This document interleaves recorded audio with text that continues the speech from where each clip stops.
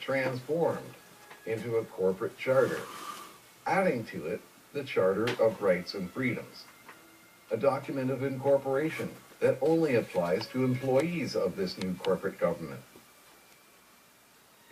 The Constitution Act of Canada, 1982, Article 32.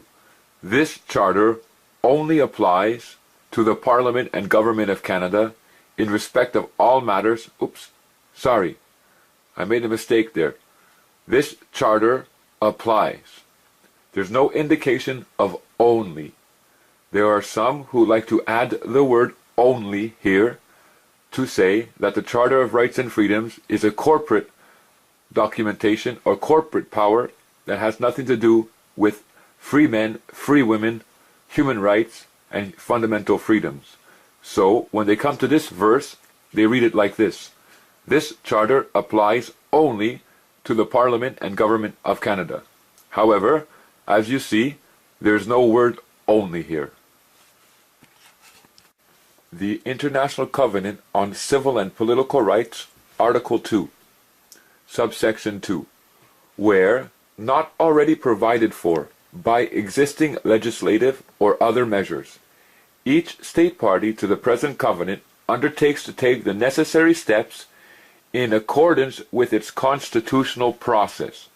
Very direct and very clear.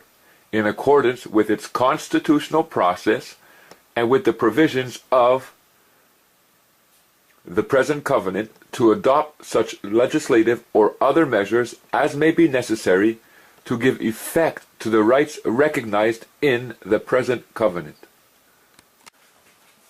In 1948, the nations of the world came together, and they contemplated a documentation that would express the fundamental rights and freedoms of all men and women, of all human beings, that would sign upon this documentation. Now, they used as, if you will, their guideline or their baseline, the Magna Carta and the Cylinder of Cyrus, among other documentations. And through the study of these documentations and through agreement through all these men and women, they came up with the Universal Declaration of Human Rights in 1948. And it was an expression of our fundamental human rights and freedoms, individually. Now, subsequent to that, they came out with what we would call the International Covenants on Civil and Political Rights and the International Covenant on Social, Economic, and Cultural Rights. Now, these covenants included the same operations or the same expressions of law that we found in the Universal Declaration of Human Rights. However, now, they were explained in a more detailed way in the International Covenants. Now, Canada is a state party to the International Covenants and to the Universal Declaration of Human Rights and Freedoms.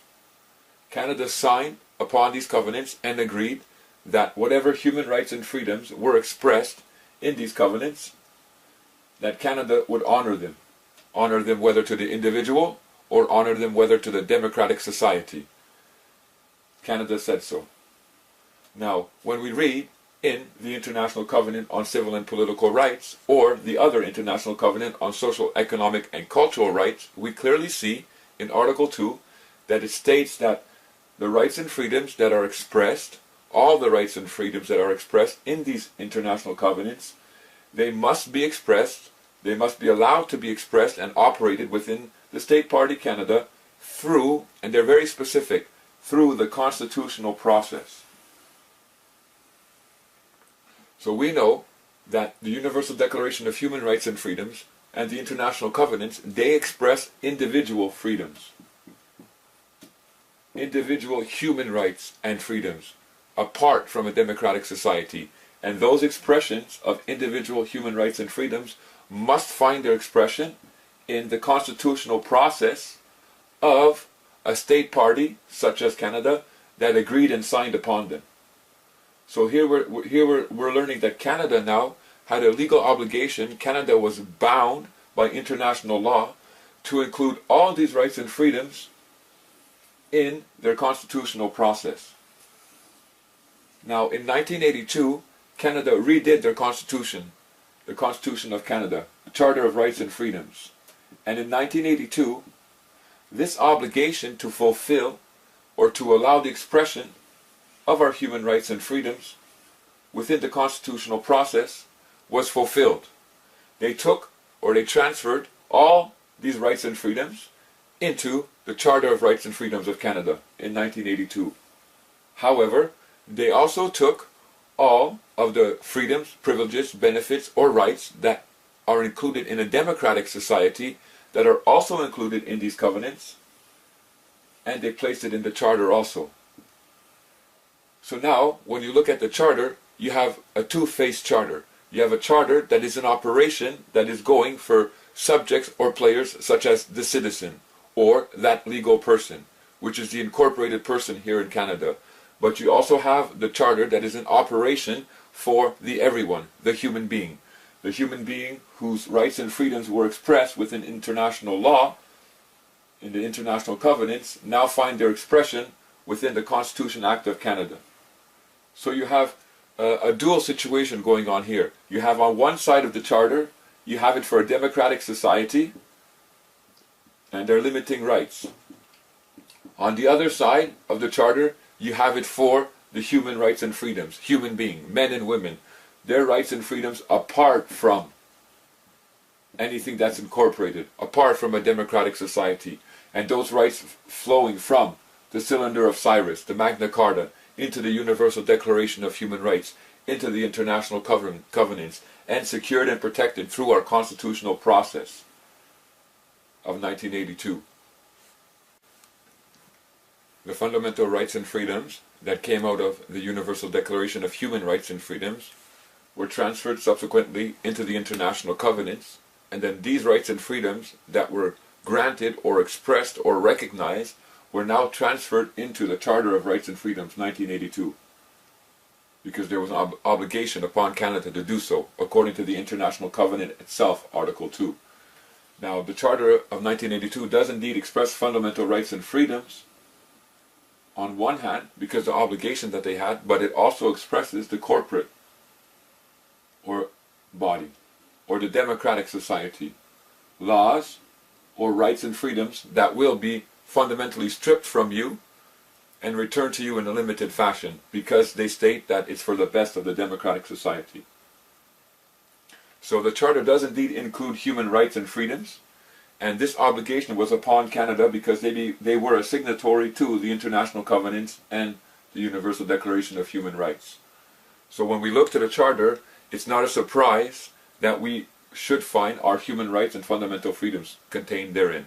Now, what are some of the fundamental human rights and freedoms that were agreed upon here internationally that we find transferred into the Charter? The Canadian Charter of Rights and Freedoms, 1982. Article 2.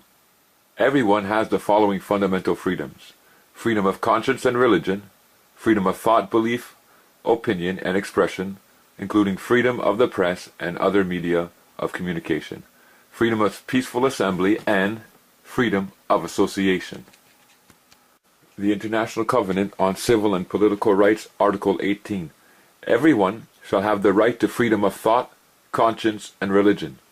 This right shall include freedom to have or to adopt a religion or belief of his choice, and freedom either individually or in a community with others, and in public or private, to manifest his religion or belief in worship. The International Covenant on Civil and Political Rights, Article 19. Everyone shall have the right to hold opinions without interference.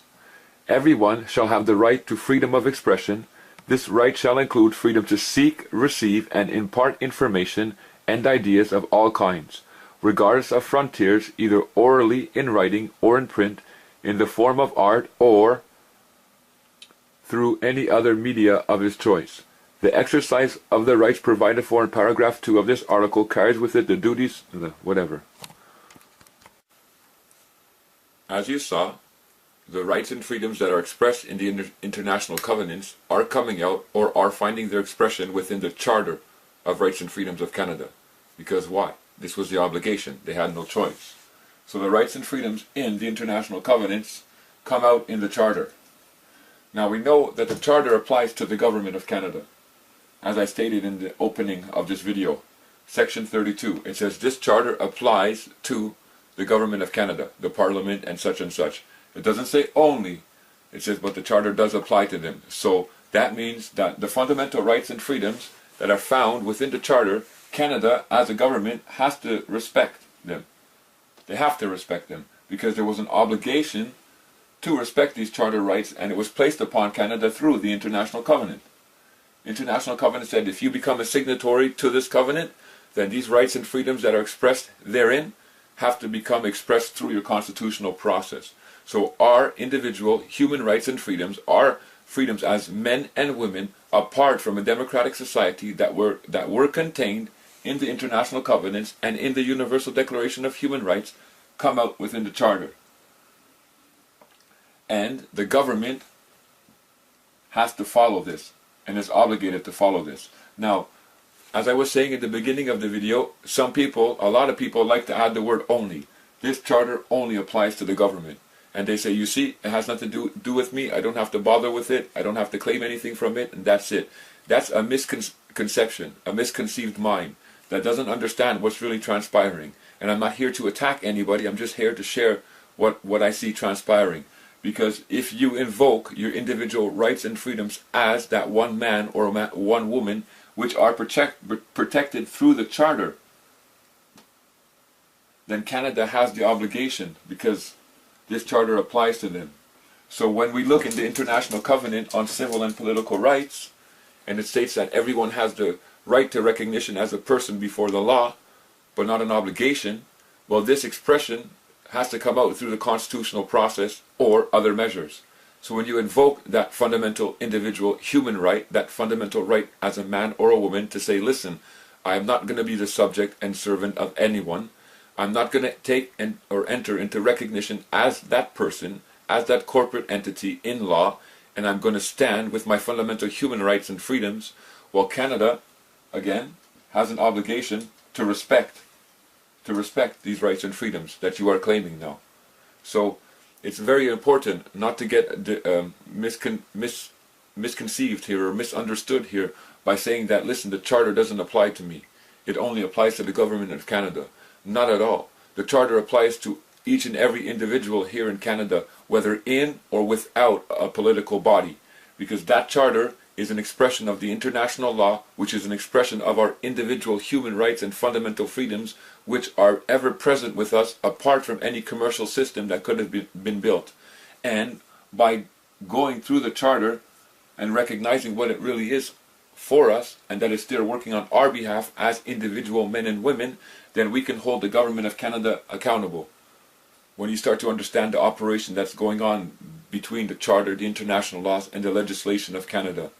But it's really important not to get deceived by those that are going around and saying, listen, you don't have to worry about the Charter, it only applies to the government. You will see that they are adding that word only, because it helps their doctrine of understanding, their doctrine of belief to stand. If they remove that word only and say, okay, the Charter applies to the government, but who else does it apply to? Let's see. We know that it applies to the corporate body. We know that it applies to the citizen. We know that it applies to the legal person. But there are supposed to be fundamental human rights and freedoms, the rights of men and women that were included in the Magna Carta, that were included in the Cylinder of Silence, that were passed down through the generations. These rights and freedoms are also supposed to be included in the Charter. And myself, as one individual, once I understand this, can stand on those Charter rights to say, listen, these are my fundamental human rights and freedoms that were expressed, that are there for me to claim, and you don't have any right to take them away from me and force me to bow my knee to be a subject or a servant to this commercial system, to Her Majesty, or to be an incorporated person with my local municipality. I'm invoking my fundamental human rights and freedoms that are there, that are Charter protected, and that's how I want to stand under. And that's your right. And that's how international law is supposed to work. However, it's unprofitable for those who are running this government.